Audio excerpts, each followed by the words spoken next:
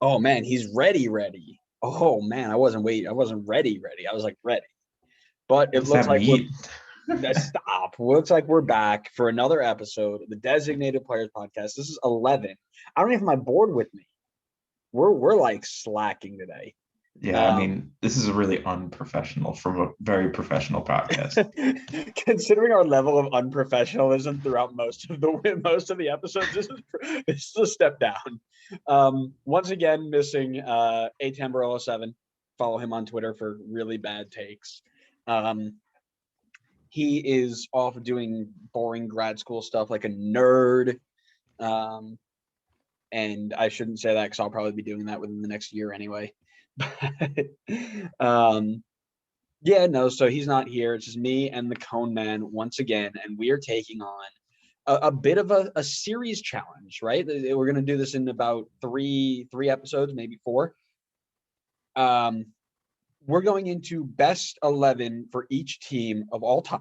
Oh, excuse me. Best 11 each team all time. Harder for other teams, easier for others. Like really easy for LA Galaxy, really hard for FCC because how are you going to put a good FCC team out there that's won 6 games in 3 years? Doesn't exist. No such thing. All right, there you go, Adam. You got your we got your dig in for you. Yeah. So we're going to go ahead and do the Eastern Conference this week. And then if Adam can get back next week, we'll do the Western Conference. Apologies for not being able to live stream many games.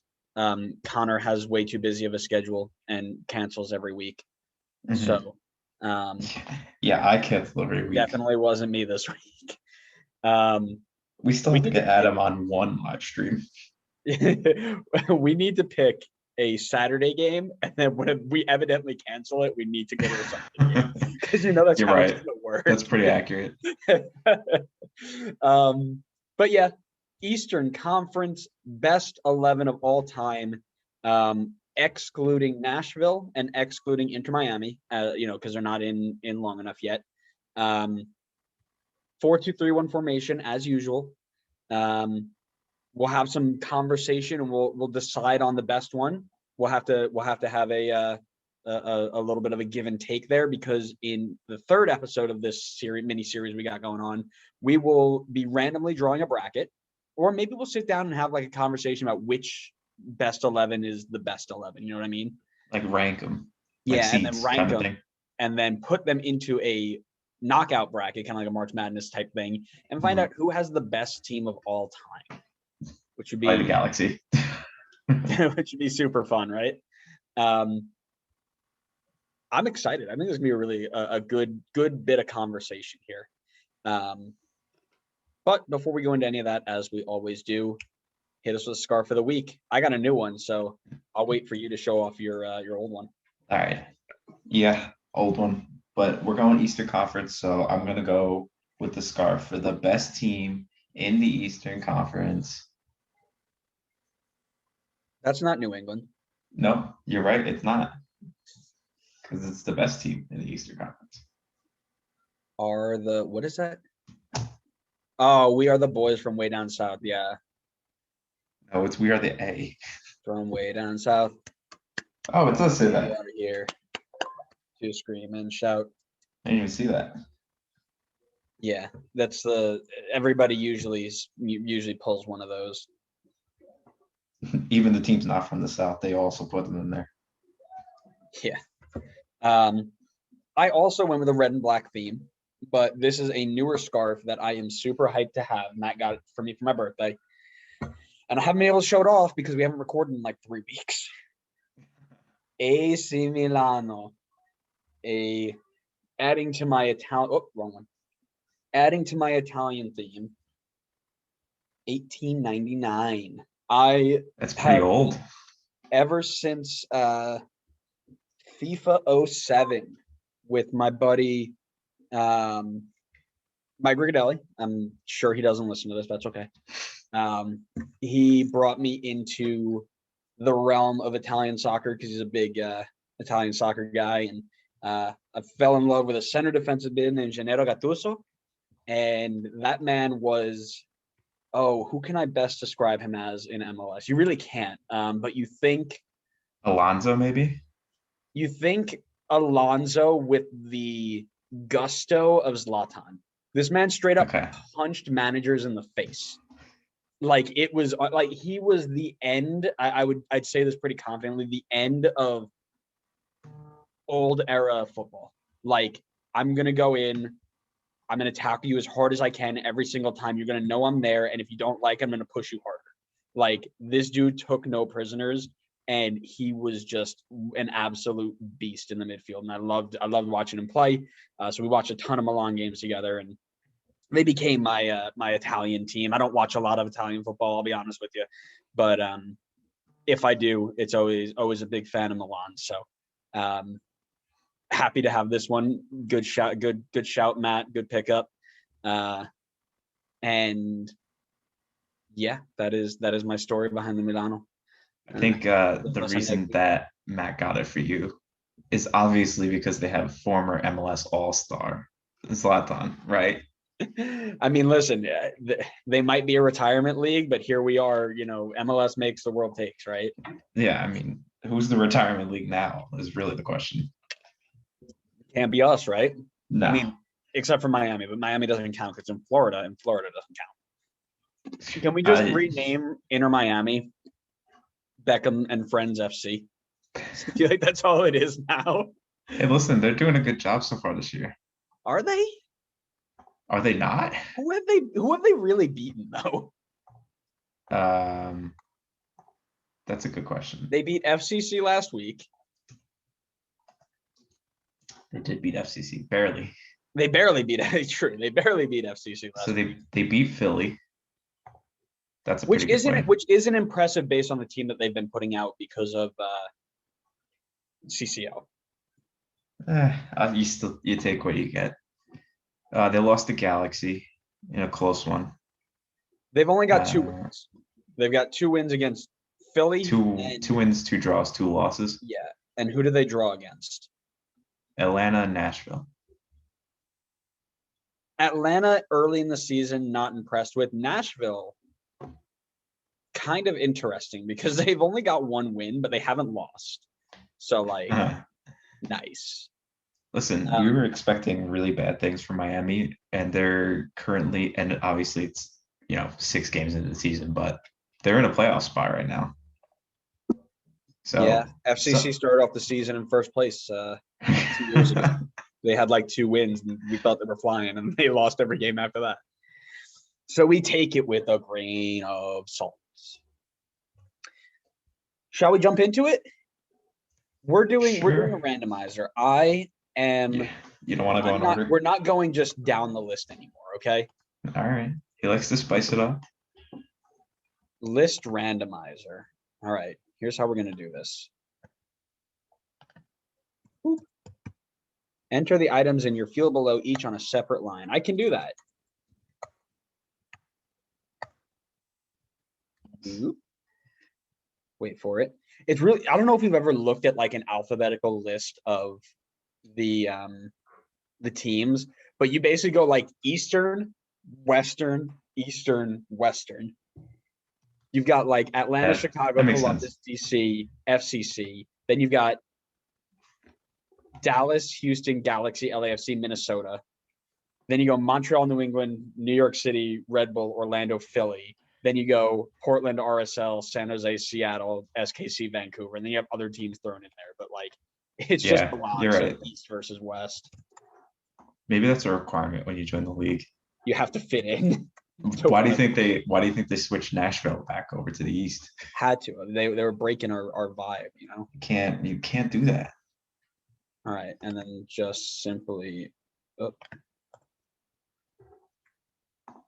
TFC is the last team there. All right, you ready? First team up is RBNY. This should be a good one. This should be pretty easy, really. Because they have the same team for the past 9 years. I feel like we should preface this because I don't know if we said it yet, but we're trying our best to work in a 4-2-3-1 formation for every single team. Mm-hmm. just keeping it consistent no matter what, no matter what they've played with historically. Like just trying our best to squeeze their best players into that formation. And Right, sometimes because we we all stretched it a little bit. right because we all know that 4-2-3-1 is the go-to formation for any um, MLS team, no matter how many times Yep. you look at it. Yep.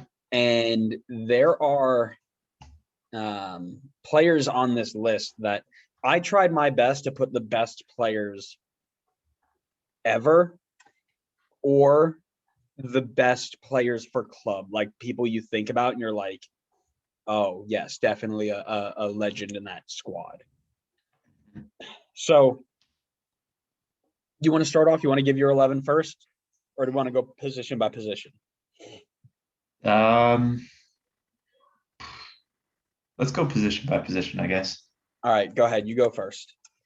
All In right. goal. Feel like this is a pretty easy one. I mean, you and me both. Yeah. On Frank the south, Rost, right? one, two, three. Buna Kandul, Robles. right? If you don't think Buna Kandul is the best goalkeeper Red Bull has ever seen, you're out of your mind. No, of course, it's the Iron Man. Luis Robles is a no-brainer here. There is no need to go through his accolades because we do it every week. Let's move on to right back. Go ahead. Yeah. I think right back we might also have the same one here because I know we were working on this, I think around the same time. So I was trying to grab some of your feedback on this one. But right back, I went with Gunnar Soley. Young Gunnar Soley was part of the early Red Bull teams that brought in a ton of really big name, big marquee players, really changed the landscape of the team of the league. And he was, I got to think of which team he played for. He came from Sweden or Norway. Yes, he came from Somewhere in Rosenborg in Scandinavia. Sweden, or Norway, excuse me, where he was really, really a standout. And he also was for Brann in Norway before he went to Red Bull. But yeah, he was a Norwegian international who was just really, really versatile. He played right back. He played center mid. They threw him up with the wings sometimes. Like he could play all over the place, but he was another one of those like really strong tackle type of defenders that I thought was really solid. And if all else fails, this man put on a if you look up his Wikipedia, his music career is in there, which is funny because under the name DJ Soley, he is warmed up for Calvin Harris and David Guetta. So he is an what do you call that? EDM? He's a DJ. You like? He's a DJ. Yeah, he's a DJ, but he had a red card. I remember reading this story. This might be the most MLS story I've ever read in my life. He was on a red card like 3 games left in the season. They needed to win out to win a shield or something. And he got a red card the game before and he's out. And he goes into the South Ward and starts playing his electronic music, like puts a concert on for the entire stage. And I think it was Dax commented on it. He was like, yeah, it was a really weird locker room after that. I think people were not happy with what he was doing. No, it's just really funny. But yeah, he fits in mainly because I didn't like Murillo in this spot because of his inability to actually defend. Solely could go forward and back really well. And Connor Lay just missed the cut, unfortunately. Reese Buckmaster would not have been fair to any other team.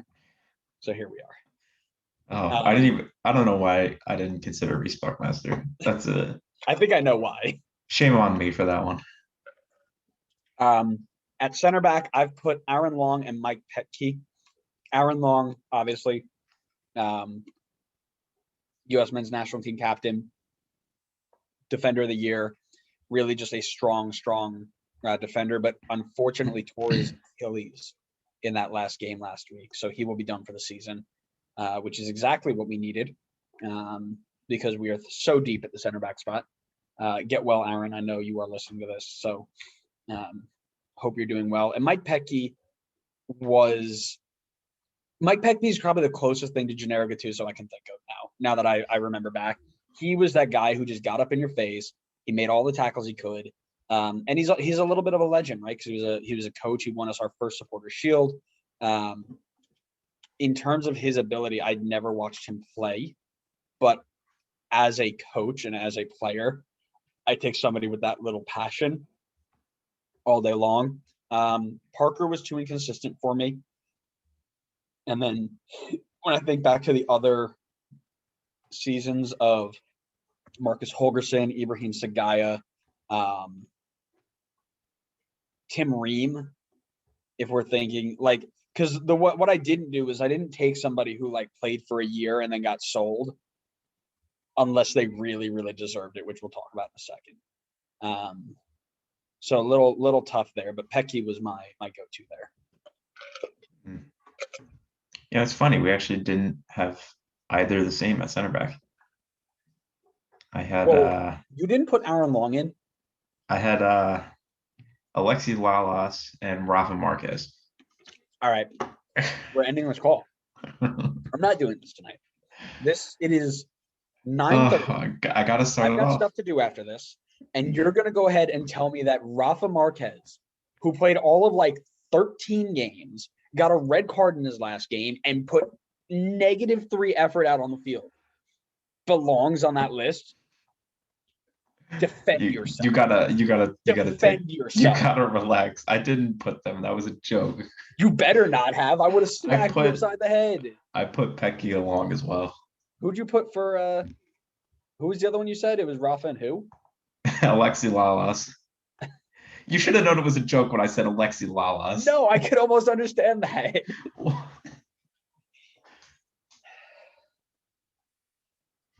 You're awful. You're an awful human being. Just a joke. You're terrible. I know how much you hate Rafa Marquez. That's why I had to slip it in there. You're an awful human being. All right. Left back. Easy. Let's just do it. Move on. Yeah, obviously.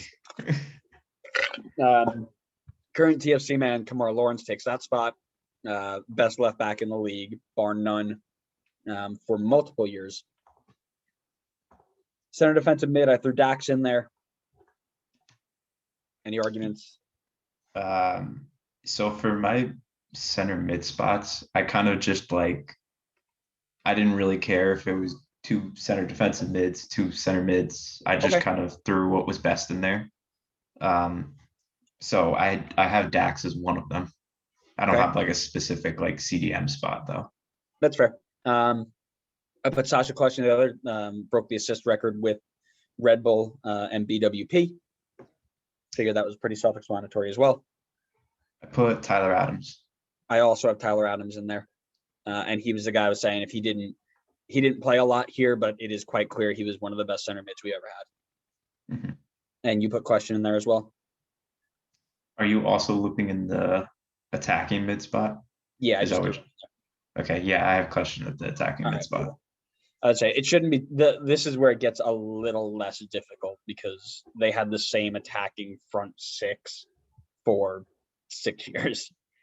Mm-hmm. Left mid, the one and only Thierry Henry. Right mid, I put Lloyd Sam. We have yet to have a really, really good right mid outside of Alex Muyl. But again, when we put this team into a tournament, if I put Alex Muyl, Reece Buckmaster, and Patrick Seegers in this team, it's game over. It's not fair. I don't know how anybody can think that Robbie Keane, Landon Donovan, David Beckham could ever hold any weight against Reece Buckmaster, Pat Segrist, and Alex Muyl. I mean, listen, you said it. I'm just not disagreeing with you. You should throw Gonzalo Verón in that team as well. I was going to put him there. Mucho trabajo over here, man. He works his ass off. But Lloyd Sam was just the first, and Adam and I talk about this a lot when we first started watching this team, he was the guy that we were like, this guy's really good. And then when he got traded, we were genuinely upset. He was the first guy I remember leaving and being like, oh my God, now I'm really upset. It was him and Tim Ream. When Tim Ream got sold, I was kind of upset, but I was kind of happy. So I was like, oh, that's awesome. We sold him for money. That's cool. But yeah, Lloyd Sam, because I can't think of a true right mid that we've had that's just been really good. Yeah, I went with him also. And then up top, Fabio. Obviously. He's the Roberto Firmino of MLS. And you can't tell me I'm wrong. Can't score, no first touch, mucho assists. No, goal scoring legend BWP up top. So it seems like we have the same exact team, which is really cool because you love copying me. So we don't have to argue about it, which is cool. Yeah, it's quick and easy. I mean, I wouldn't say quick. you brought up Rafa Marquez. That immediately takes out the ability of it being quick. For the amount of times that we brought him up before, that was pretty quick. Well, because you cut me off and said it was a joke. Otherwise, I would have to yell at you. Next up is NYCFC. Oh, nice. This one also should be pretty straightforward, I think. Yeah. So Josh Saunders in goal. Josh Saunders in goal. Yeah. Of course. No, Sean Johnson in goal. Tommy McNamara's got to be in here somewhere, right? The human toe. Sean Johnson in goal. This one's a no-brainer. U.S. men's national team caliber. And basically the only reason they're in half of their games anyway. Right back, Anton Tinnerholm, probably the best right back in the league. I'd struggle to find anybody better. Kynes and Chanot have been there for the last couple of years. Again, this is a little bit of an easier one. They don't have a lot of players to choose from. Ronald Matarrita, stop me if you disagree with any of these. That same back five, right, including goalkeeper that they've had the last couple of years until Mata moved on. Alex Ring, James Sands, and Maxi Morales as a midfield three, because you had to fit Sands in there, and Tony Rocha just doesn't do it for me. And then when we went forward, it got a little bit interesting because this front three has been interchanged a lot. My front three are Jack Harrison, Ismael Tajiri-Shrowdy, and David Villa. Because of Jesus Medina's inability to capitalize on being a designated player early, I couldn't put him in here. The other thing I was thinking was Tati Castellanos at right mid, but he's been more of a striker. So I wouldn't disagree if you told me Castellanos for ITS. I did Medina for ITS. Why? I don't know. I think for some reason, every time I think of ITS, I think of him playing as striker, just because of how thin they've been there. Sure. And I do feel like Medina's starting to break out a little bit this season and showing a little bit of what we were expecting to see from him. But I don't disagree with I don't disagree with him not being in this position because he has been very disappointing, especially for a DP. He's got 14 goals in 68 MLS appearances. And that, I mean, it's not bad, like by any stretch of the imagination, but as slow as it was for him to kick off, as a 2019, 3 goals and 18 appearances. And I know it was a shortened season. Now that I look at the just pure numbers, right?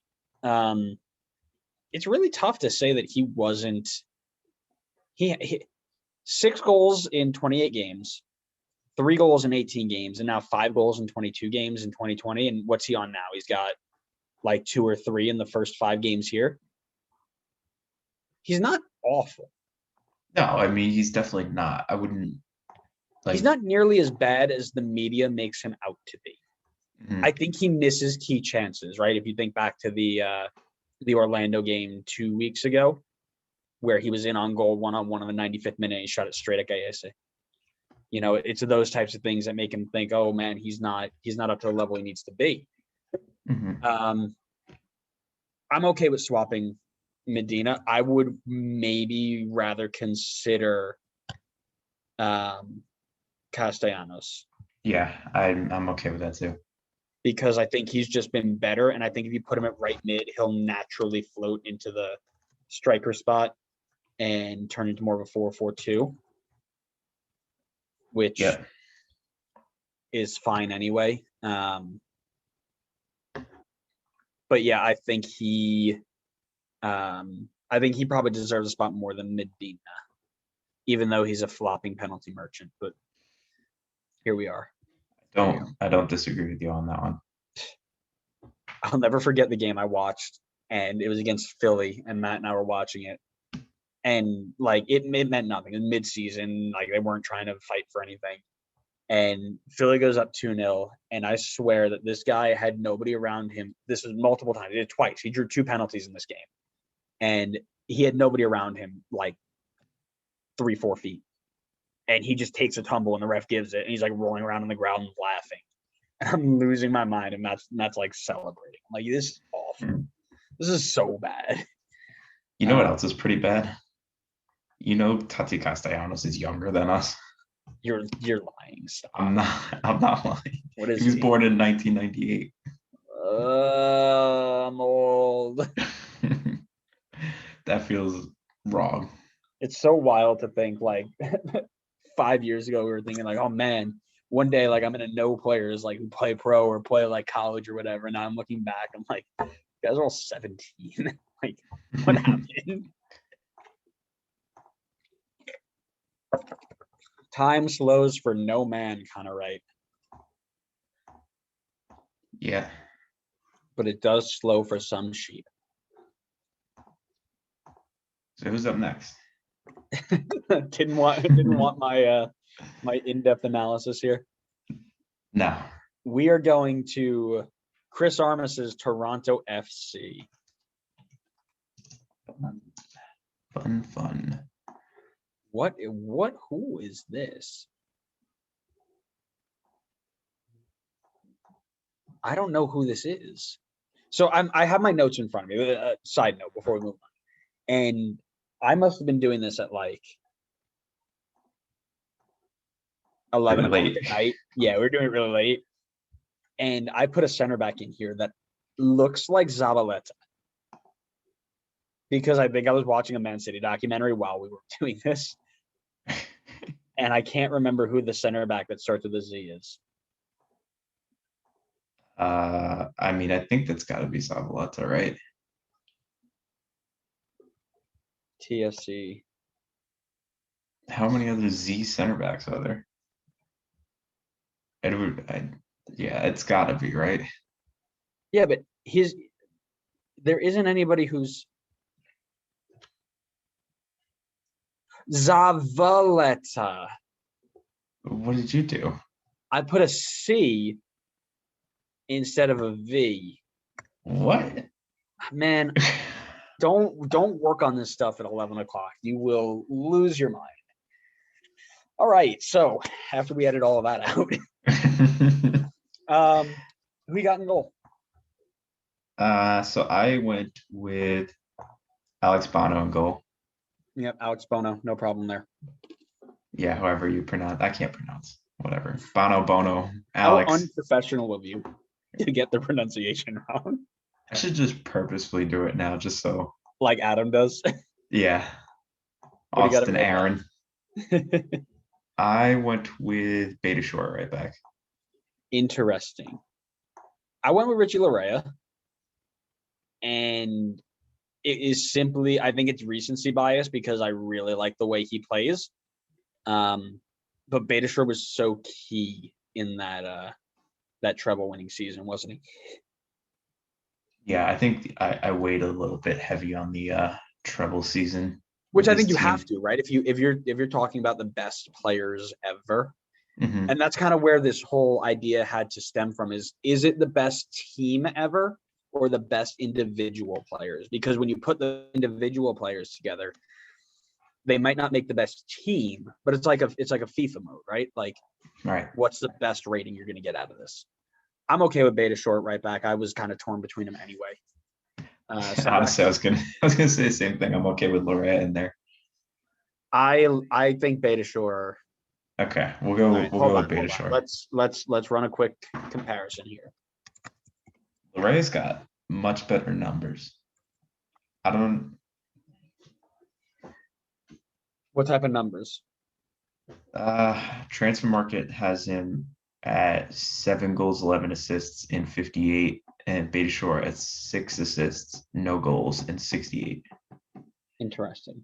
On a side note, opening up Transfer Market, New York City FC are in the final stages of signing 18 Brazilian super talent Taez Magno from Vasco da Gama. That's pretty cool. $8.8 million market value. Going to sign a 5-year deal and he'll probably move to City within a year. Yeah, definitely. He'll be the second most expensive transfer because it'll be the region of $12 million behind Brunner. That's pretty expensive. So that's definitely a City signing. He's a left 100%. winger though. They have no strikers and they don't play with wingers. They don't need strikers. They just re-signed Tati. Yeah, until he leaves. So give me those numbers again. 7 and 11 for Richie Larea, and 0 and 6 for Beta Shore. And Beta Shore had 10 more games. I didn't realize Beta Shore was not there for that long. No, they really haven't had a right back there for that long. Yeah, because they played with that 3 in the winger, right? And I think if you're thinking about that, if you're thinking about the way that they play, I think you have to put in Richie Larea then. All right, so let's go Richie Larea. Yeah, again, it depends on how you want the team to play, right? I'm okay with him. They were more successful with Beta Shore, but I think that's also because they had better players around him. I'll let you pick. I'll say Larea. Okay, Larea it is. Any reason other than the numbers? I just think that he's and maybe this isn't a fair thing for me to say because I didn't get to watch a lot of Beta Shore. And I do think that he's a really good player, but I do think Larea is the better player. Sure. I think in the if you're looking to frame the modern game of the way that we play, Larea fits in better than Beta Shore. I'm okay with that. Okay. Cool. Center backs, Pablo Zabaleta and Chris Mavinga. You said Pablo Zabaleta. Yeah, that's like who we're talking about, right? Yeah, like former Man City guy, right? Yeah, that guy. That guy. Oh, go ahead. You're not allowed to say Omar Gonzalez. I'm sorry. I didn't say Omar Gonzalez. I'm glad because you're not allowed to say that. But I didn't put in Zabaleta. Okay, who'd you put in? I went with Chris Mavinga and Drew Moore. Okay, so the reason I don't have Drew Moore, and I completely agree, is because you put him on another team. I was trying my best to keep it to one team per player. Now, some players I couldn't do. Yeah. There were some players you just physically could not keep out of two teams. One of them being De Rosario, because he played basically like 100 games for a bunch of teams and set a bunch of records. Mm-hmm. But because I have done it once, I will do it again. So if you want to, I will put Drew Moore in there, no problem. Yeah, let's do Drew Moore. Yeah, like I was just trying my best to keep it as separate as I could. But I did have to double dip sometimes just because you couldn't not, you know. Yeah, if you're gonna double dip once, you might as well just go all in on it. Yeah. I mean, that's one of the reasons I had Larea over Beta Shore too, because I put Beta Shore in LAFC's team. Spoiler. Yeah, so did I. Yeah, so, but that's fine. If we're gonna double dip, we'll double dip. That's fine. Drew Moore clearly better than Zabaleta, no problem there. Justin Moore should be easy. Back. Yeah, pretty easy. Yep. Center attacking mid, Michael Bradley playing CDM. Of course. That still bothers me, man. I hate how Chris Armas did that. Now this was this was one that I kind of I definitely skewed some numbers here to get players in. No. So this is why I'm glad we're doing this without Adam, because I would be crucified for what I'm about to say. Oh So, God, I Osorio, have a feeling I I know. put Osorio in center mid. Okay, Okay, you okay with that? I put him on the wing, but Okay, because I put Marky I'll hear you Delgado. out first. I I'll hear put you Marky out first. Delgado on the wing. I put Marky Delgado at right mid because Okay. I think he has like 60 games at right mid. I think he's a genuine right mid sometimes. Okay. I put Pozuelo at left mid because I put Giovinco at cam and I put Altidore at striker.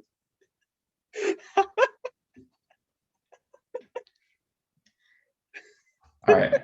Has Pozuelo played anywhere on the wing before? I'm almost certain he had to have, right? I mean, we could probably cheese it for that. I like the way you set up better than mine. I didn't really cheese it as much, so I left off a couple of the guys. Okay. Like I didn't put in Pozuelo because I couldn't figure out how to fit him in. But Okay. I'm okay with kind of like cheesing it a little bit to get him in there. So um I had Bradley and Delgado in the midfield. I had Osorio on the left, and I had De Leon on the right, which I didn't like that one, but I didn't know who else to put there. Sure. Okay. So And then I had obviously Gio and Josie, okay. but So I like yours better. here's what was tough for me. I had to leave out Victor Vasquez, who was critical in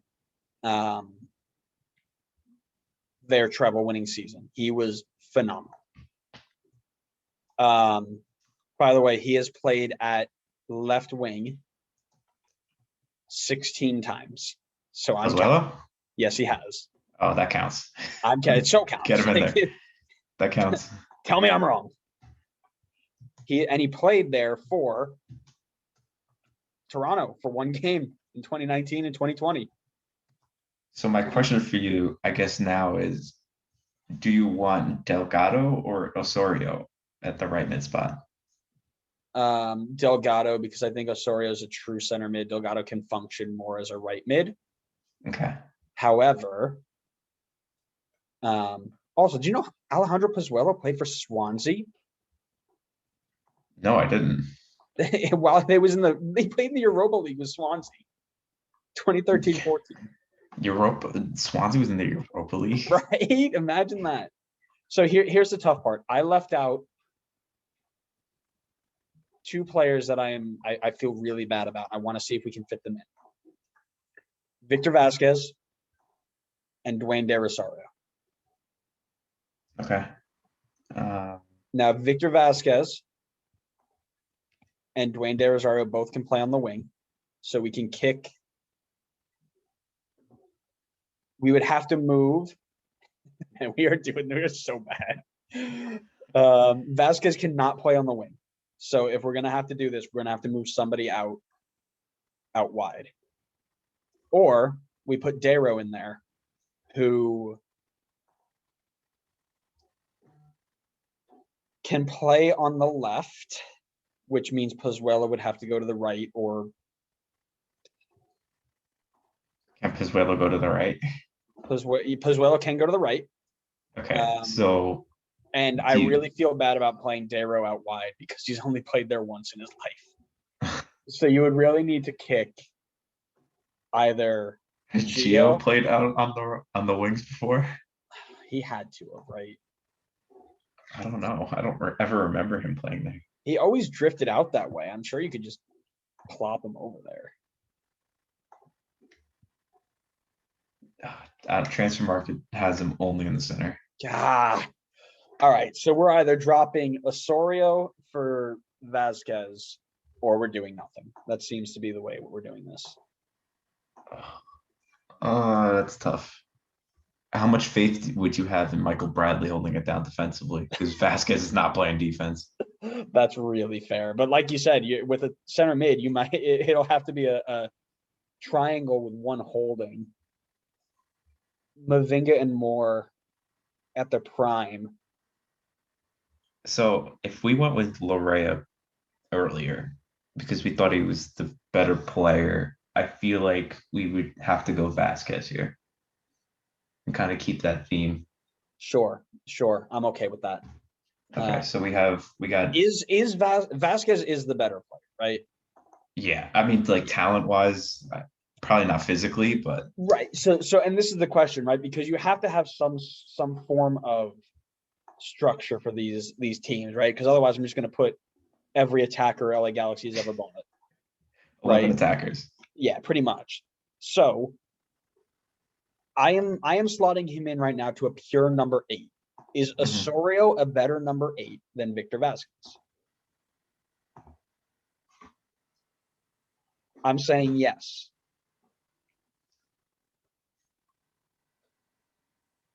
Yeah, I don't have enough to disagree with you.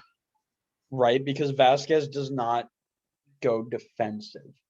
Yeah, and I'm not taking out Gio for Vasquez. I mean, Not even a little bit. Gio's probably the most rock solid player in this team. Now, here's what we can do. Let me just double check something here.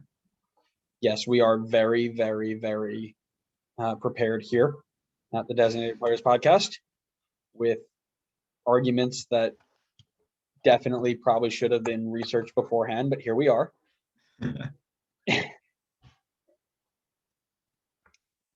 History. All right, let me look at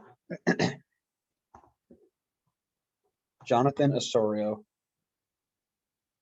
Jonathan can play right or left. So what we can do is put Osorio on the right, drop Vasquez into the 8, and pray. So you would take out Marky Delgado? Yes. Let me check something here.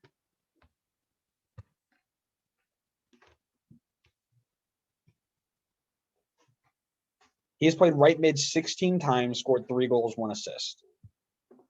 Delgado? Osorio. Okay. Marky Delgado. Hold, please. He's 196 appearances for this club. God. 26.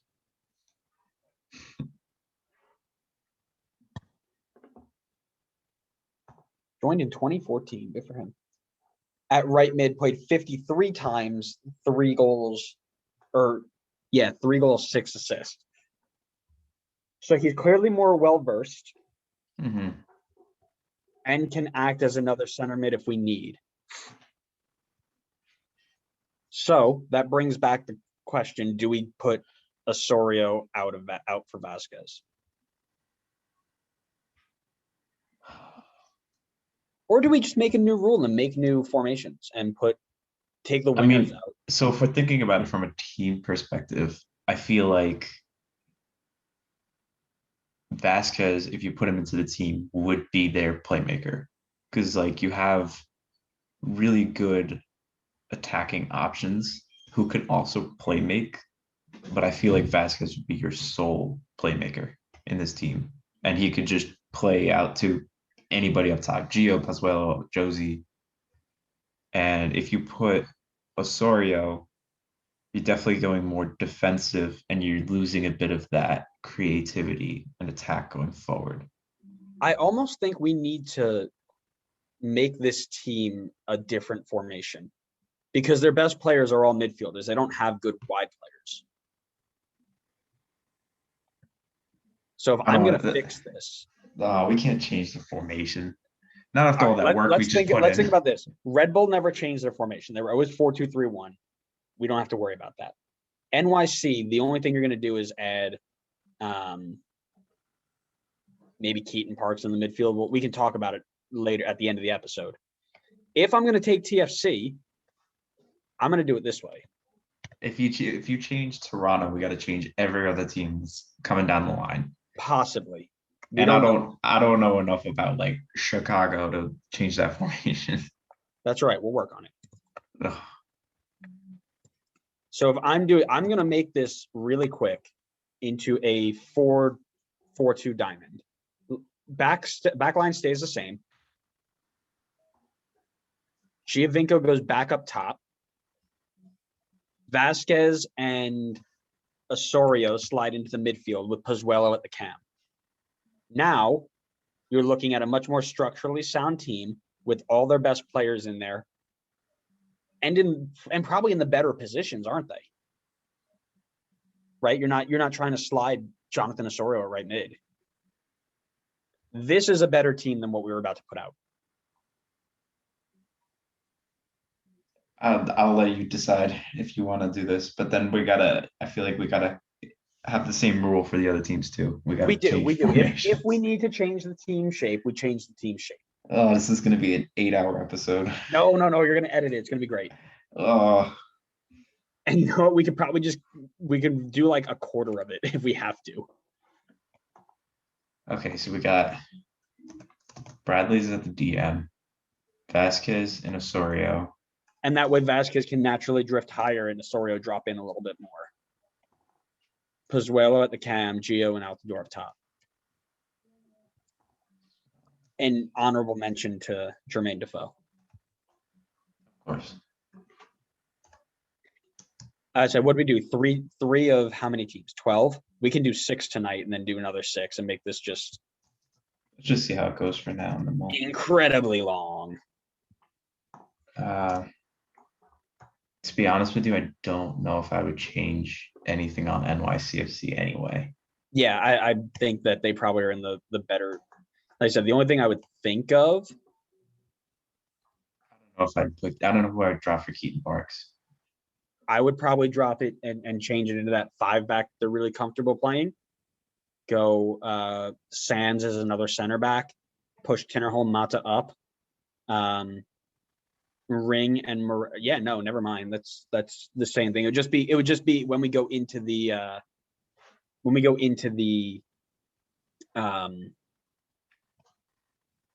tournament, it would be a conversation of who plays where. That's all it is. Okay. Next up, are we done? Have we agreed on what we're doing here? We're good. Okay. This one, I don't think we need to change shape either because it is Orlando City FC and it's basically everybody that they've played with the last 2 years. Because did they have any good players after that or before that? Joe Bendick in goal, obviously, because Joe knows. Yeah. Does Joe know? Does he? Were you not here for this? No, Yeah. I know the Joe knows thing. Okay. But- Pedro Gallese in goal. Yeah. It's I thought you were serious when you put Joe in there. stop. I mean, no disrespect to Joe. He He did a valiant job for the back Yeah. line put in front of him. He did the best he possibly could have. He really did. Who do you have at right back? Who do I have right back? Ruan. It's Huan. I was testing you. Is You it? failed. Is Juan? Yeah, I think so. It's like Brazilian. Juan. Okay. Juan. Juan. That's why I have it right back. I agree. I'm just checking something. So I feel like there was another right back that I was thinking of. Might have made it there. Scott Sutter, Kyle Smith, Rafael Ramos. I remember Rafael Ramos. Wait, hold on a second. We almost need to do another episode of I didn't know this guy played there. Richie Larea. Yeah, what Richie Larea played for 21 games. Orlando? When did that happen? I don't believe it. You can't tell me that happened. You can't Professionalism. We are You totally can't- on topic. You can't tell me that actually He happened. got drafted in 2016 and they let him go. He bounced around Orlando City and Orlando City B. Oh, yikes. Orlando, man. Come on. Orlando not having Orlando in the mud. I think they played him as a right mid. That's why. Mhm. And he didn't really fit into there because they had no attacking talent at all. So that didn't work. Anyways, in the middle, I've got Janssen and Antonio Carlos. Yep. I said, again, Orlando was so bad for so long. There's a tough bite here. I put Kamal Miller at left back. I wasn't quite. I put Matinho, but I'm fine with Kamal Miller. Now, tell me why Matinho, just out of curiosity. I feel like Matinho, I feel like would be the more attacking option, and then I feel like Miller would be the defensive option. And I think I went with Matinho just strictly because he's been the guy at their left back spot while they've been better, while the team in general has been better. Okay.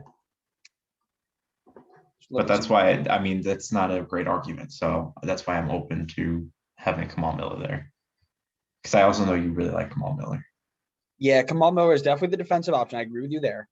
Mhm. And it's just how you want to play. And if I've got Juan who's bombing up the wing all the time, and I've got a player like Christian Higuita who's a walking red card, I'm going to want somebody who's going to hold that back line. And he can go forward too. He's not like an awful attacking guy.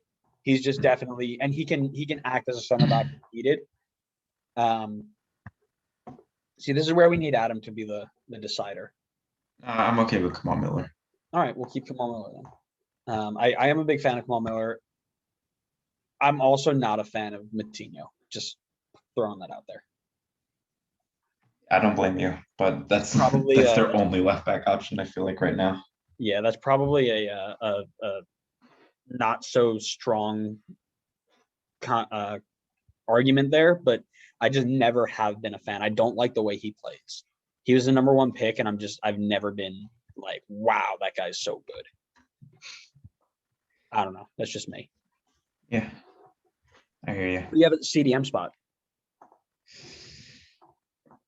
So my two mids, I went with Mendez and Higuita. You went with Mendez. Okay. I went with Higuita and Odi Russell, mainly Yeah, I because think I remember us talking about this one. Yeah, mainly Russell's experience with SKC as well. I think he just knows the league. Knows the league a little bit better. And I feel like he's a little bit more versatile. I think Mendez is just a strict, I'm going to hit you as hard as I can, and Russell can actually stay on the ball and move it a little bit better. Again, personal. Also, Mendez was born 5 days after I was, so that's really cool. I like that. But yeah, that's just me. I'm okay. You gave me Miller. I'll give you Mendez if you want. If you asked me to make an argument for Mendez, I couldn't do it. I did. So then we'll keep Russell. I think he's just a little bit more versatile and better on the ball than Mendez is. Granted, I haven't watched all of what Mendez has done, but I do remember Russell being a little bit better. Center attacking mid, who you got?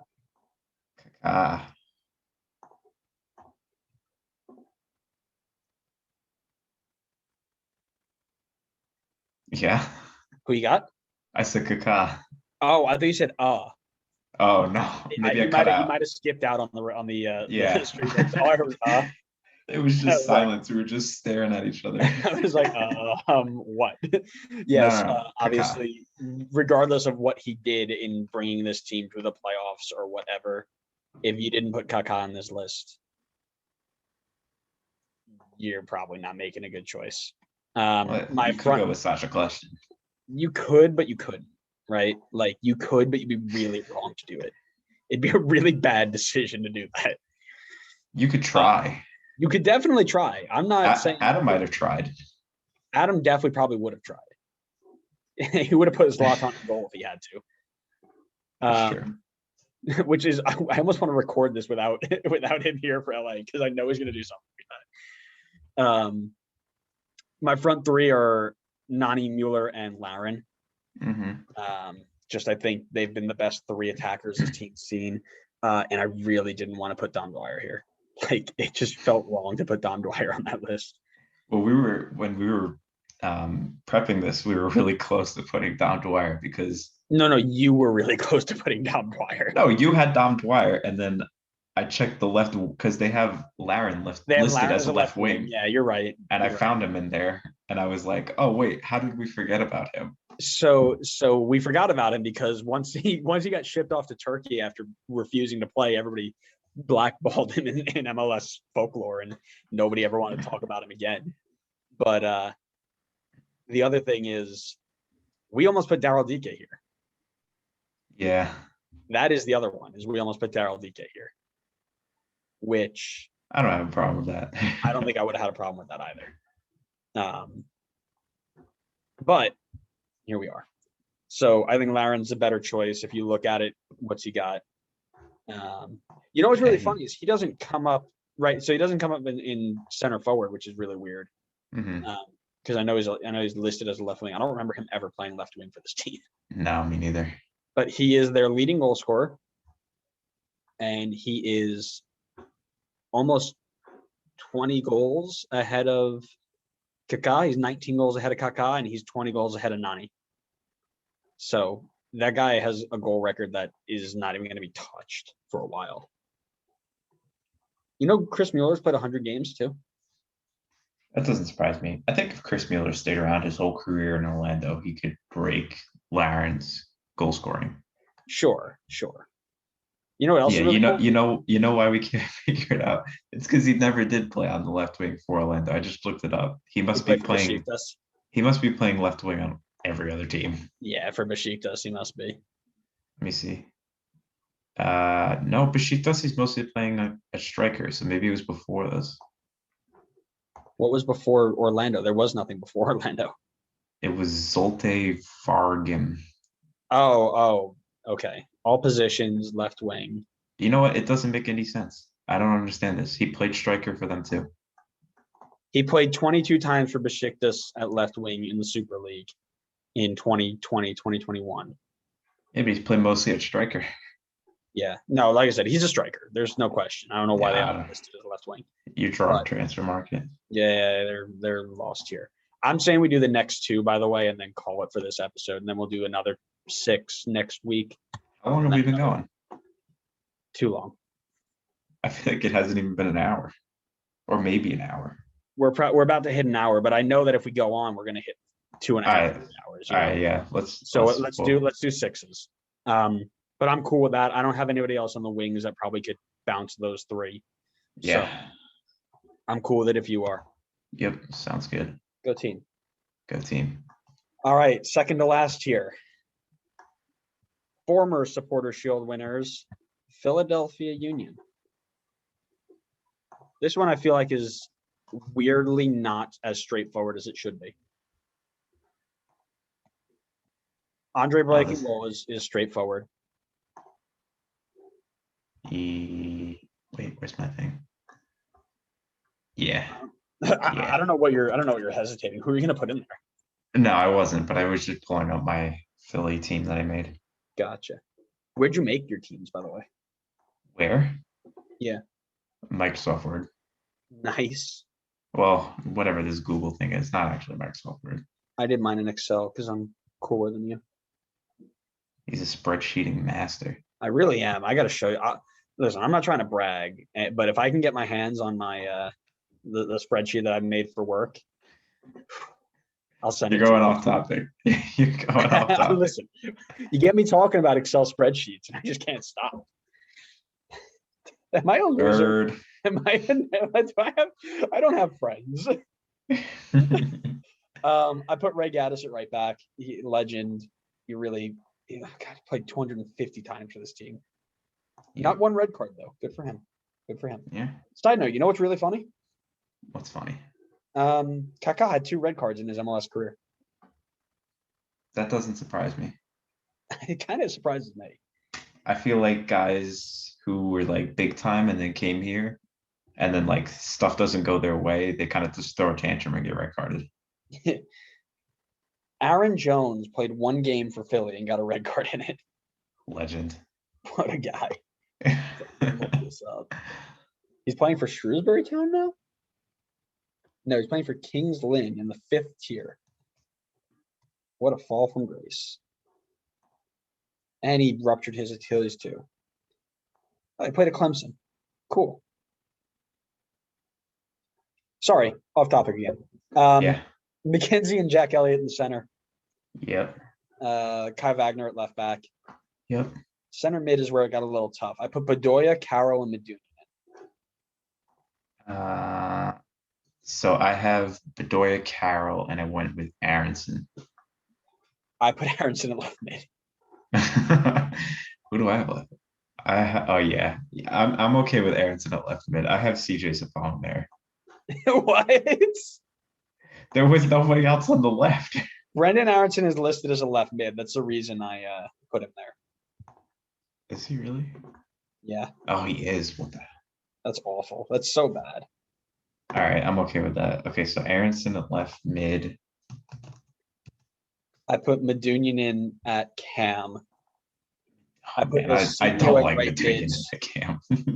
What, you're not playing Medunian in a cam? I don't like Medunian in a cam. Why not? Because I don't feel like he's a cam. He's definitely not. I'll switch him with Ali if you want. Switch it with who? Ali Bedoya. So then who's going in that other spot? Medunian, it's Oh, you would. Medunian, Oh, okay. So you would drop Bedoya. Medunian and down. Okay. Yeah. Just doing a quick sweep. Make sure I didn't forget anybody. He's playing left mid for Salzburg, by the way. All right, so let's do Bedoya, Cam. Ew. That's awful. All right, fine. Then we'll do Medunian in there. Christian Maidana might be a shout. Roland Alberg might be a shout. Michael Farfan is not a shout. Fontana, not really. Freddie Adu. What about Marco Fabian? Marco Fabian's shout. You know who else to shout? Boric Dock. Oh, I was joking about Fabian. I feel like he was a mess when he was here. Oh no, he was awful. Boric Dockel. I don't know enough about him to say whether or not. Right before Philly got Aronson up to speed, he came from Sparta Prague, and like he had a Kaku effect. He was like the first half of the season blew up.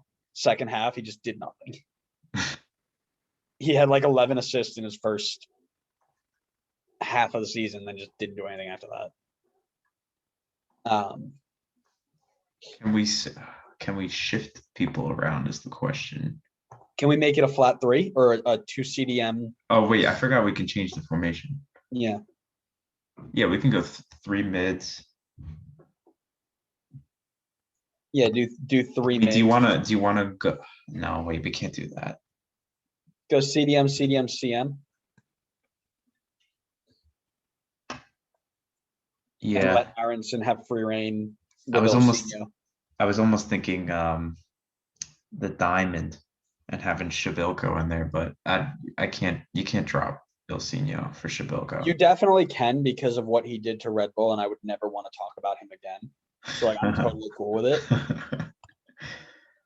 All right, so we got DM center. No, mid. man, he made 139 appearances. Yeah, that's what I'm saying. You can't drop Ilsinho. Now, Ilsinho is a super sub though. That man, he has 139 appearances, but I'm pretty sure has like 100 of them as a sub. Like he doesn't play. That's because he's like 80. Yeah. He's still probably got to be in here, I think. I don't think so. He won a lot in the Ukraine though. Play for Shakhtar.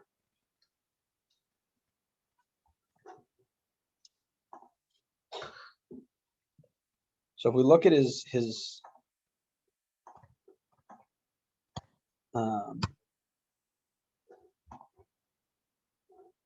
he has broken 1,000 minutes 3 times in MLS career. And one of them was just by 80 minutes. Hold on, I'm gonna look him up on I think Who Scored has like the breakdown of sub versus starting. I can actually I have it right here on Transfer Market. So he played one in his first season. 2. Oh, he's been a sub pretty much he's had one season where he was starting majority of the time. 4, 5, 6. So he joined in 2016. I'm now in 2018, and he has 6 90-minute games. I've now made it to 2019, 6 90-minute games. He hasn't played a full 90. His last full 90 was May 5th, 2018 against Toronto, and they got smacked. Ilsinho's out. Go back to the diamond. Put Aronson in there. Carroll at CDM, Medunjanin at CM, Aronson at Cam, striker. You want to put Jabilko in there? You want Shabilko or CJ Sapong? Oh, that's a good one.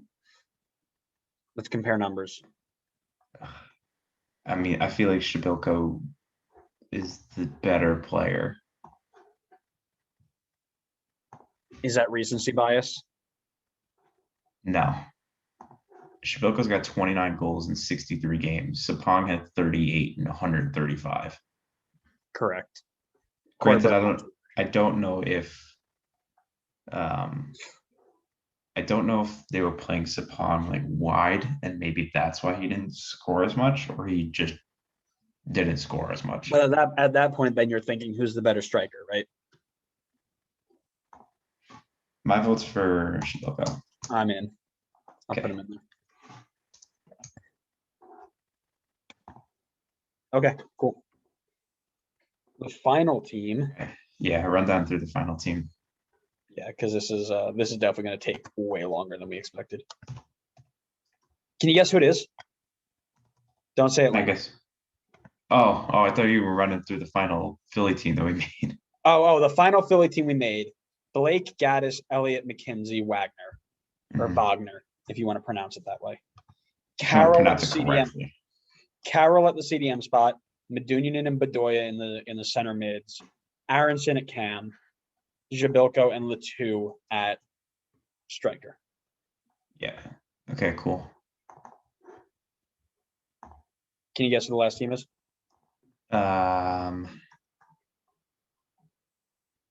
Columbus. Nope. No, FCC. No, I wish. No, CF Montreal. We need FCC for when Adam's here. Yeah, we had to save it. Even if FCC was here, I'd save it. Montreal. CF Montreal, also known as Montreal Impact. Go ahead. I got Evan Bush in goal.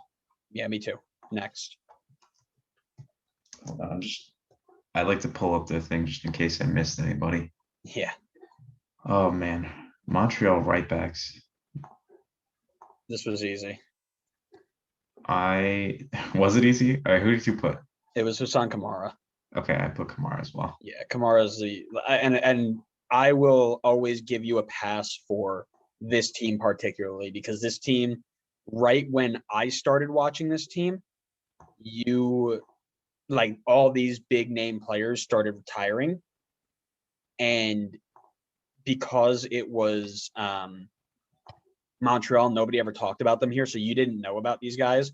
But when Montreal joined the league, Kamara, Bernier, DeVio, Piatti, like those. I mean, obviously Piatti, but like those guys were just the guy. So I will always give you a pass for this team particularly, but Kamara is a no-brainer. Center back, I got Saman and Nesta. Okay. I looked up what other people were putting for this to get some input on it. So I'm open to Nesta, and obviously I know about how good Nesta was over his whole career. But I went with Simon and Matteo Ferrari. I hated Ferrari as a player. I'm sorry. I was not a fan of the way that he performed. Well, you watched him, so I would trust your opinion on it more than just me reading what I saw on the internet. So I'm fine with Nesta. Yeah, I mean, and again, I have a little bit of a bias. Pause this recording real quick. Yeah, wonder why you have the bias.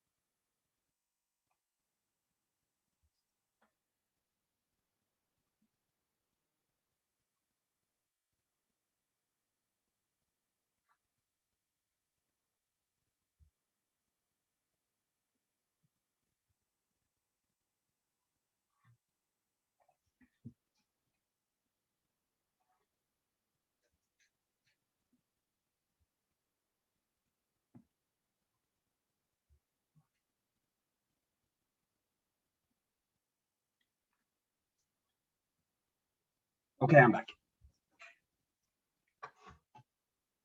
Welcome back. Thank you. Okay, so what were the people's reasoning behind Ferrari? I don't know. I didn't read it. We should find out. All right, let me see if I can find it again.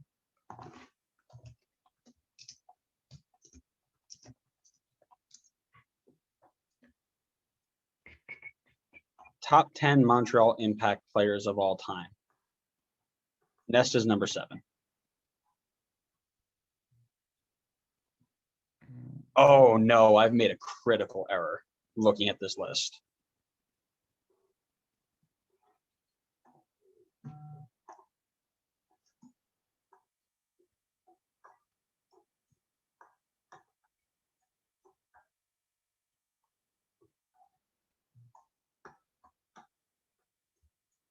Oh no. What did you do? We gotta do something funny here. We gotta mix some things around. I wonder if I did the same thing. You probably didn't. Yeah, when I looked up, literally, I just looked up top 10 players and he didn't even crack the top 10. Let me see. I think I found what it said.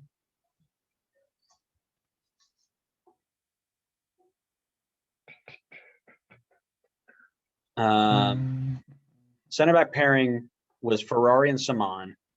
Not convinced by either guy. May have gone Nesta and Rivas, but we only saw the tail end of Nesta's career. One of the best footballers to don the blue of Montreal. Best of him was only in the blue of Italy and the Rossoneri of Milan.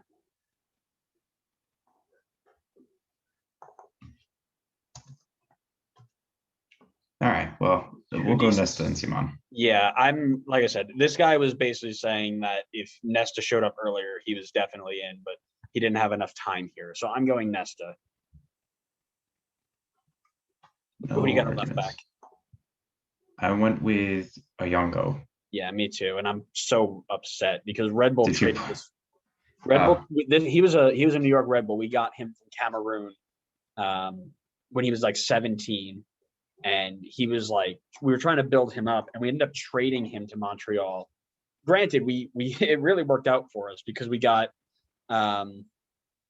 Felipe out of it. So we traded him and some money for Felipe, and he ended up being one of the best left backs MLS has produced in a long time before Alphonso Davies. So that was kind of tough. But we got Felipe out of it, so it was cool. Center mid. I feel like we're going to disagree at center mid. We might.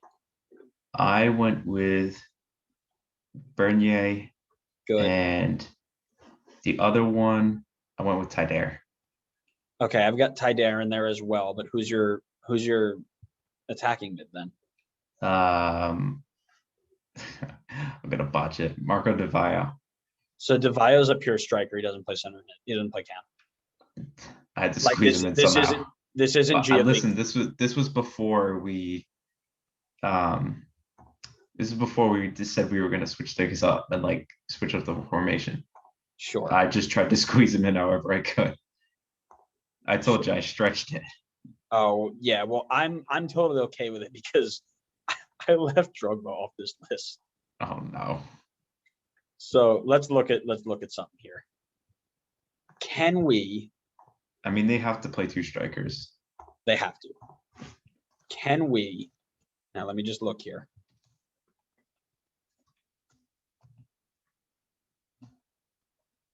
I feel like we could almost go for another diamond. I'm thinking, can we slide Piatti into the cam spot? Because Piatti has to be in the first. Yeah, of course. So can we put Piatti at cam and Drogba up top with Di Vaio? Because Di Vaio has to be in here. I don't see any way that we don't get him in.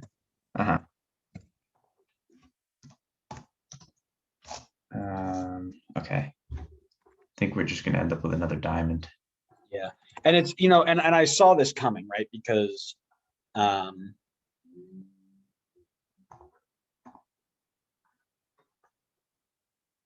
a lot of the players, best players ever were, and we've spoken about this all the time. MLS is not known for the really good wingers. They're just not. We did not have a long time where wingers were the best players that we produced. Now I'm curious to know who you would want to do in the other center mid spot or the other midfield spot, because I feel like there's a couple of options. So my center mid four right now is Bernier, Felipe, Taidera, and Piatti. Who are your other options? Because I know Felipe wasn't on your list, right? Yeah. So Felipe was an option. Piet. Piet, I'm okay with the idea of Piet. I've just like if you think about Montreal being really like any sort of competitive has, I mean, outside of this year, has Piet really been that guy? I don't know. I'm okay with either because I think Felipe is more of a Red Bull anyway. I also, so this guy's tough because he was awesome when he was here, but it was so short lived. Are you gonna say Jamili? Yeah, Jamili. Don't say Jamili. Why? That's a bad idea. Why? Because he wasn't that good. He 8 goals, 12 assists in 25 games. Sure, but he also had the worst attitude. I would have kicked him out of my team way long before that.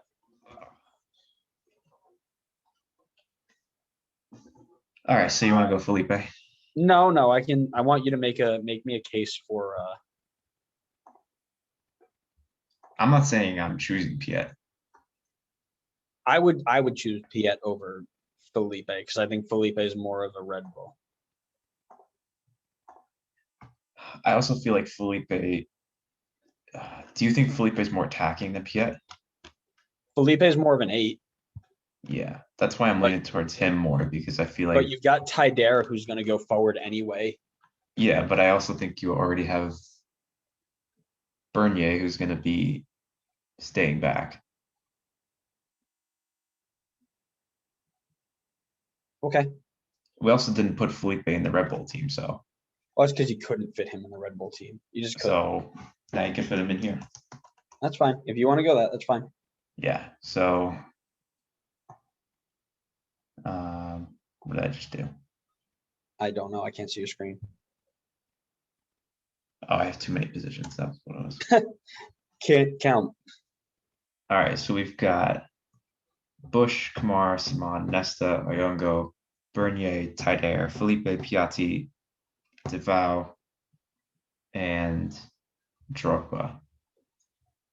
Yeah. I think that's a pretty decent 11. Mainly because I don't want to put Donatelli in there because he didn't spark me with a ton of joy when he played. Like again, usually you look at a period of success, and outside of Canadian Championship in 20, what year did they win that? 20. They won in 2019 and 2014, but they haven't done anything since then, right? And they made Supporter Shield, or not Supporter Shield. They made MLS or CONCACAF Finals. CONCACAF Champions League. And when you look at CONCACAF Champions League, Piet wasn't in there. Mm-hmm. Technically, Drogba wasn't there either. Let me just look up something real quick. CONCACAF Champions League 20. What was that? 2014. Yeah, I don't remember.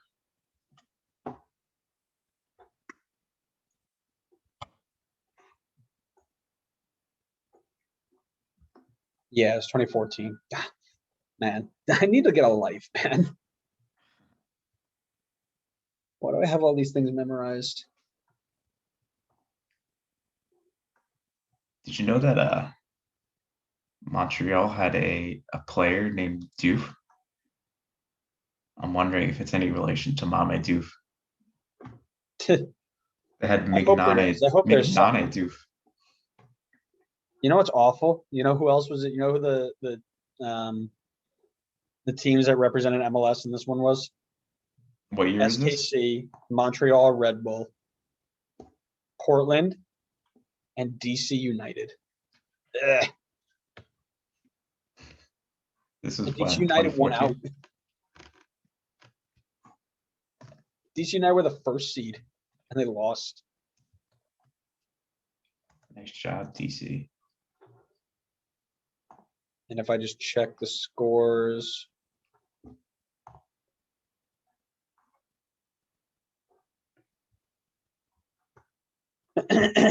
Excuse me.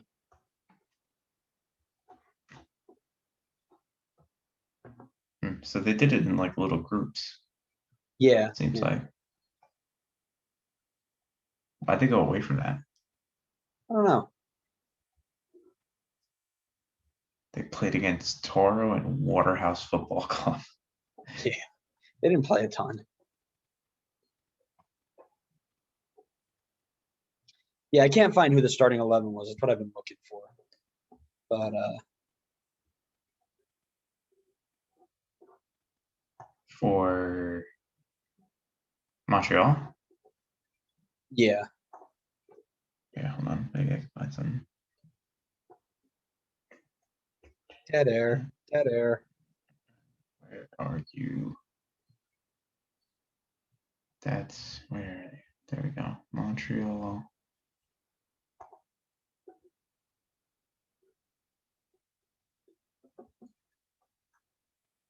What is this? What are you looking at? There was like a report link for one of the games, and it brought me to some web archive. Nice. Whatever. All right. Well, let's put a stamp on this one. Because that is 6 teams done.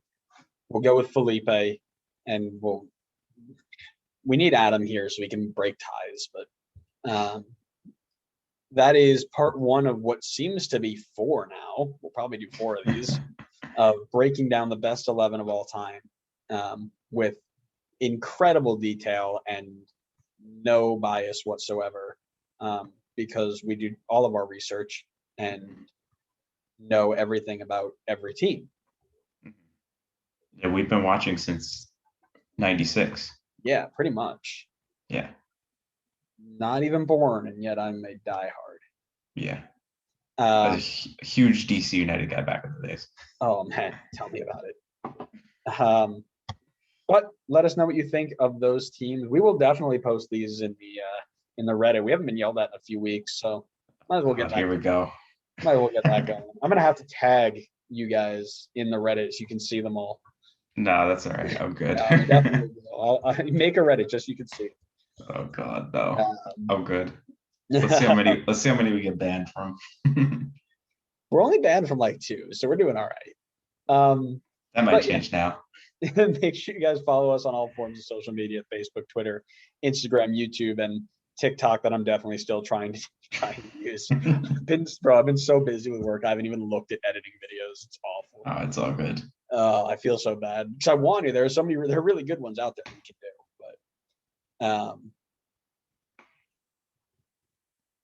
make sure you're subscribed wherever you get your podcasts. You know, we go live, and give us some ratings or something. Let us know. Make sure you're following us on social media as well. Twitch. Don't forget to follow us on Twitch, because every once in a while we actually live stream a game and we give you some reaction stuff, which is a lot of fun. You know, we have a good time there and give you some formation breakdowns and coaching decisions and things like that, which is again, I think it's really fun. Let my inner coach out a little bit. Connor tries. Well, I'm usually like, I'm the replay. Yeah, I'm like 40 seconds play-by-play replay guy. Yeah, when we come back for next episode, we will have Chicago, FCC, DCU, New England, Atlanta, and Columbus to highlight and go through and argue about. So make sure you are tuned in and subscribed for that one.